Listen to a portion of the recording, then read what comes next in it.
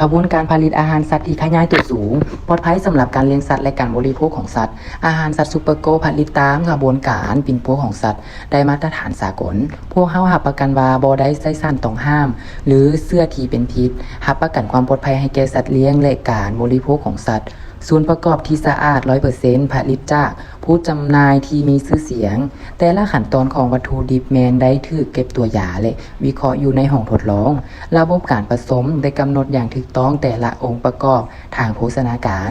มีโปรตีนแร่ธาตุวิตามินและธาตุอื่นๆผลิตภัณฑ์ยังได้มาตรฐานได้ถูกคุมห่ออย่างเป็นระเบียบรับประกันจากซูเปอร์โกมีสารกระตุ้นในเจริญเติบโตโภชนาการมาตรฐานแต่ตามแต่ละขั้นตอนของการเลี้ยงสัตว์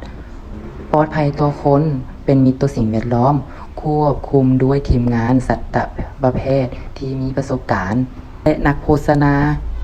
การเลี้ยงสัตว์ซูเปอร์โกโบแมนเพียงแต่อาหารเสริมแต่เป็นการแก้ไขในการเลี้ยงสัตว์ที่ปลอดภัยและยืนยงอีกด้วยดังนั้นสามารถมั่นใจในการนำใช้ได้เพราะแต่ละถงผลิตด้วย